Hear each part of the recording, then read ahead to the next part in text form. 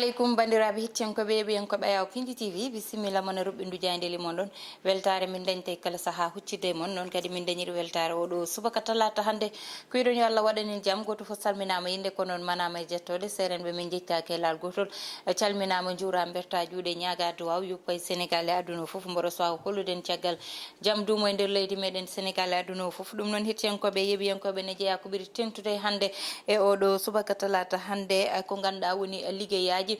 talije ko way noon banggal assainissement ne jogori noon waɗede livré hitande paaɗen nde woni hitande ujunnaji ɗiɗi e nogas e tati caggal ɗum wargoli ganduɗa ene ƴewtinɗa ɗo e nder leydi meɗen Sénégal ha tengti toon to diwan mo Mbour nane nder jayndeli ɗi Pape Alé Niang ruttinama e dumbirdu hanke hande foti huccidde e ñawowo ɗum ne ma en gar hen joni joni wonto so Allah lamɗo jaaɓi. noon tigui hettiyankoɓe yeeɓiyankoɓe arde uddide e jayde guendirele soleil jaydele soleil noon hande oɗo subaka kañum ari tan koye faye yette liggeyaji ɗi ganduɗa kañum woni banggal assainissement to diwan mo Cambérène to ɗiɗon liggeyaji noon wona toon tan jogori fewndede zone de captage e banggueji goɗɗi ɗeɗon copareje ne tolne milliard uji sappo e jeegom kanko noon mo ganduɗa kanko ni Seydina Issa Thiaw Laye woni porte parole layenaji ɗi o suuti kongude makko fanude hen ko wiide tan gardiɗo leydi ndi nana liggo no feewi e nder leydi meɗen Sénégal ɗum koye jayde guendirele soleil woni ha joni liggeyaji gardiɗo leydi ndi to banggal diplomatie o toon to diwan mo Tokyo to o tan huccodire gardiɗo leydi ndi toon ete kono noon ko wadde cifodire ganduɗa ene wawa nawrude leyɗele ɗiɗi ɗe yesso garene jayde l'observateur nane oɗo subaka kañum ari tan koye wargoli ƴewtinɗa ɗo e nder leydi meɗen Sénégal ɗiɗon wargoli noon ete ina ƴewtinda hen to banggue jogade arme e ko way noon ko kewno to diwan mo Mbour to ɗum ne surti toon bone ne waɗi kadi goɗɗo mo ganduɗa ko juwaɗo laabi walla mbiyen ko kirsaɗo ɗum noon ko yummum wi tan ko way ni woni ko ganduɗa ko caɗele tigui jibinaniɓe saabu yiide ɓiyum ina wara gon wargo musgo ina hamni ɓe mbiyete ha joni tan kamɓe famille ji waranaɓe ɓe kamɓene ɗeɗon mettaɓe gondi hen ha joni ɓe garti e banggal syndicat ji e kan ko faye banggal politique saabu ne anda ɗo e nder leydi meɗen syndicaliste uji ne kewi naggodirde e banggal politique nane nder jayde nde ɗo ha joni ɓe garti kay e banggal tong motan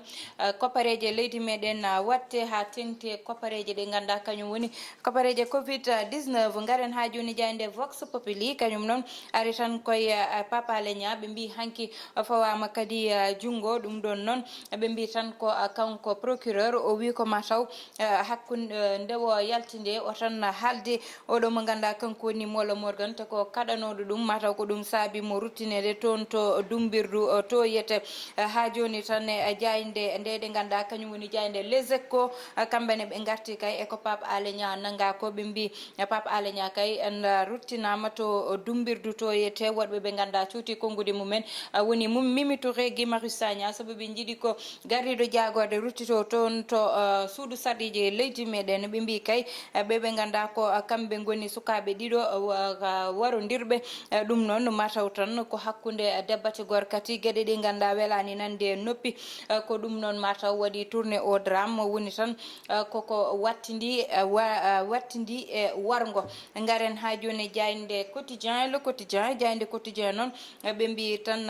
ɗo joni yete omo ganduɗa kanko ni député Massata Samb e tan Mamadou Niang kamɓe ɓeɗo ɗiɗo kay ɓe kuccodire juge kono noon ɓe mbiya tan ko yoɓe coke duuɓi ɗiɗi ɗi ganduɗa maɓe lelo ɗum e goɗɗum ko ganduɗa ane fawe dow mobɓe woni kamɓe ɗiɗo ɓeɗo finoɓe amin jaya ñiibi garene jayde le réveil oɗo subaka wi tan PDS waɗi ko révélation ji manam adde ko haalluji keesi ɗiɗon haalluji noon woni tan koppareje walla mbiyen ko faye banggal gouvernement leydi meɗen ɓe mbi tan ko ɓe jiiɗi ko wadde plainte fanude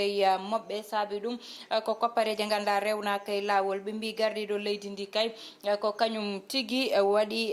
peeje muɗum e peccorɗe muɗum ha Pape Alé Niang fawa kadi jungo garene jayde source a noon ɓe mbi tan tañere ko jeygol tigui ƴewtinda e nder tañere oɗon ɗum woni kongude moɓɓe ɗum noon addi ɗum ko kalisaji ganduɗa ine fonno feccede nder mo ɓe mbi kanko Pape Alé Niang dañi ko mandat d'amener mana kambe sandarmaɓe ƴettoyimo toon to galle makko to nawde mo député ji ɗiɗi ɗine gueɗe mo benane nder jayde source a ha joni gaɗane jayde las kañum noon mon ji jonde Mimi Touré e jaleɗe muɗum e Guy Marius Sagna e Sara he kamɓe ɓeɗon ɗiɗo noon ɓe ñaagui tan ko yo ko gardiɗo jagorde woni Amadou Ba artu toon to suudu sardiji leydi meɗen ɗum noon ko artude tan e rapport Cour des comptes waɗi fanude koppareje panode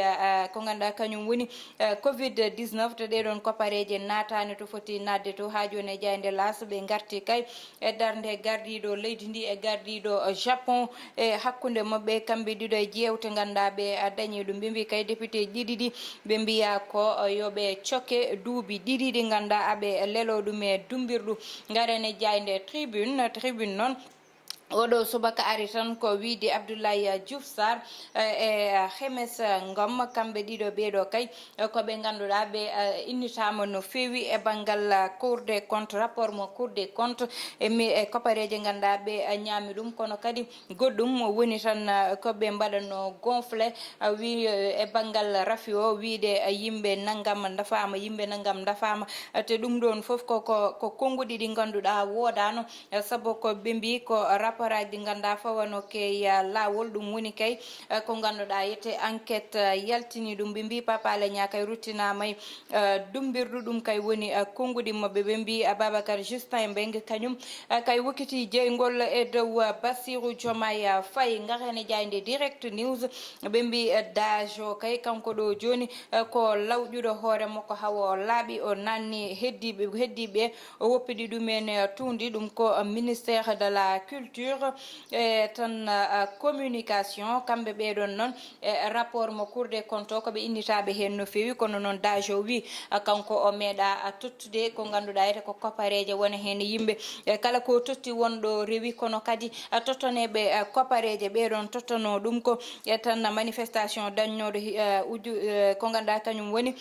jeenayyi lewru juin hitande ujunnaje ɗiɗi e nogas ɓeɗon tottano ɗeɗon koppareje nde ɓe garti goto fo wi ko koppareje ɗe ministére o jeeya ɗum ko kañum jeeyi ɗum ko gardiɗo leydi totti ɗum o wi noon ɗum ɗon ko konguɗi mabɓe ɗi ganduɗa kamɓe ɓeɗon ɓe cuutino ɗum e ɗiɗon koppareje keɓanude banggal covid 19 garene jayde libération noon ari tan koye banggal scandale dañjono Baba Moussa wirata sona révélation que scandale oɗo scandale noon woni oɗo suko debbo mo ganduɗa innitama e gueɗe passeport uji ɗiɗon passeport uji noon addanimo hande tampere saabu yete o yilotono kono nawirtuno oɗo waaji ha saabi ɓe jiilanimo fausse identité woni tan wiide ko directeur toon to ministère mo tourisme kanko oɗo noon waaji o fawama jungo kanko sukadeɓe binoɗon e walla mo o noon tene woni directrice mo ASAPEX kankone o fawama ɗo joni jungo amone hakkude lawol walla mbiyen amone juuɗe lawol gam tan oɗo enquête hay so tawi kanko nde o suuti konguɗi makko o wi ko ngol woni lawol goo omo waɗa gueɗe baaɗe ni o meeɗa nadde ko wayni ɗum ko konguɗi makko kanko oɗo ɓiɗɗo debbo ɓe mbi juge waɗi convoqué oɗo mo ganduɗa kanko woni Pape Alé Niang ɗum ko hande ɓe jogori huccidde goɗɗo mo ganduɗa kay aduna guite aduna fof ne huccite muɗum woni Messi namdal ngal jayde stade coftal ɓalli namdi kañum ni uddata damale oɗo subaka woni yette beele Messi woni le plus grand mana ɓurɗo mawnude e banggal football ngal namdal noon ko onon goppitte ɗum hettiyankoɓe yeeɓiyankoɓe commentaire uji mon gaddu hen jabowol moɗon beele Messi darde muɗum ko mbawɗon wiide hen kanko oɗo ɓiɗɗo gorko to banggal fettude bal saabu noon holliti qualité ji makko e ngal ɗon banggal mo heedi hettiyankoɓe yeeɓiyankoɓe joni joni udditen hello wongo sallah lamdo jaaɓi noon tigi hettiyankoɓe yeeɓiyankoɓe ɗum noon ko arde tan e banggue gueɗe ɗe ganduɗa ete keewi surtout ko ganduɗa ko kañum woni oɗo scandale dañɗo e banggue passeport uji saabu ɗeɗon gueɗe saabima ha ministére mo ganduɗa kañum jogui ko way noon woni affaire étrangère ine wiide yiyete won durée mo ganduɗa fewnuwe hen passeport uji mumen foof yo gartir passeport uji ɗi ƴewte ɗum ɗonne koko ganduɗa hande ko caɗele caɗele tigi jibini e nder leydi meɗen saabu neɗɗo sene waɗa passeport ma sooda ko ganduɗa kañum wiyete timbre oɗon timbre jarawo ujunnaji nayyi ha ujunnaji joyyi ɗum ɗon noon so tawi yiyete wonɓe ganduɗa hande darama walla mbiyama yo gartir passeport uji mumen walla yo pewdit passeport uji goɗɗi ɗum ne wawi addude caɗele ɗum noon hettiyankoɓe yeeɓiyankoɓe ha joni tan oɗo ɓiɗɗo debbo kanko innitaɗo hen woni gueɗe ɗe ganduɗa hande addanimo caɗele to banggal liggey makko hande addanimo caɗele to banggal darde makko addanamo caɗele to banggal ɓesgu makko saabu hande so moftama e dumbirɗu ɓesgu makko wonta yiidemo liggey makko bona goɗɗum e goɗɗum bonanamo hen to gueɗe baɗe ni hewɓe ine jiiye hen ko wandiraɓam worɓe ɓe jaafoɗon saabu gueɗe baɗe ni rewɓe kewano ko naneteno e banggal scandale uji baɗi ni yete hande so yeehi ha rewɓe ene daroy ɗiɗo scandale uji rewɓe hande kono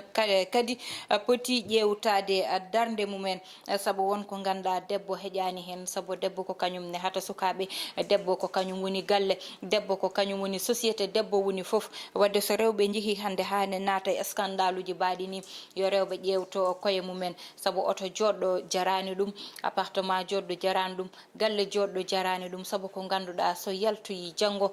inde ma yoɗata hen bonna inde ɓesgu ma rewa ɗumen ha taniraɓe ma woni ko ganduɗa ne foti ƴewtede no fewi saabu darde rewɓe ne ine ƴewte walla ine soyne banggue goɗɗo ko wona e maguyaji ɓaadi ni yette to banggal drogue banggal maguyaji passeport banggal lijjide kayitaji aɗa totte buuɗi banggue goɗɗo e goɗɗo mbuñaari e ko way noon rewɓe kewano ƴewtidede hen hande noon ko wayni so dañi mataw tan ko gacce rewɓe wonata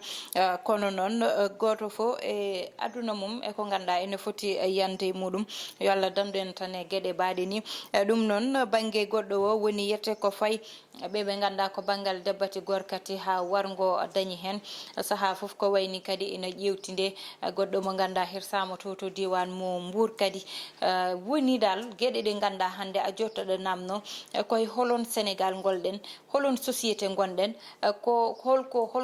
holɗo yimɓeɓe mbaɗi échoué ha hande société sénégalaise yetti e oɗo banggue saabu hande soynanoka Sénégal darade bandiyagal gongal hen hay goto falaka hay goto haalifaba diine hande respect mo ponno tottede ustima e ko wayno ne ko way noon hande saabu so haalanoma tan haalifaɓe mbi mbaɗeni tan ko ɗon yimɓe ndewanno kono hande yimɓe ko wayno pertuɓe repère aji ɗiɗon ni ƴewtoɗen koyamen kam jarani haalde saabu subaka fo goto fo ko noon wiyata goto fo ina wiya ƴewtoɗen koyamen goto fo ina wiya holɗo mbadden échoué kono noon ɗo waɗa échoué ɗo hande koɗo ganduɗa koye société jiiɓiɗo gonɗen oɗo saaha société baɗo no fayi koye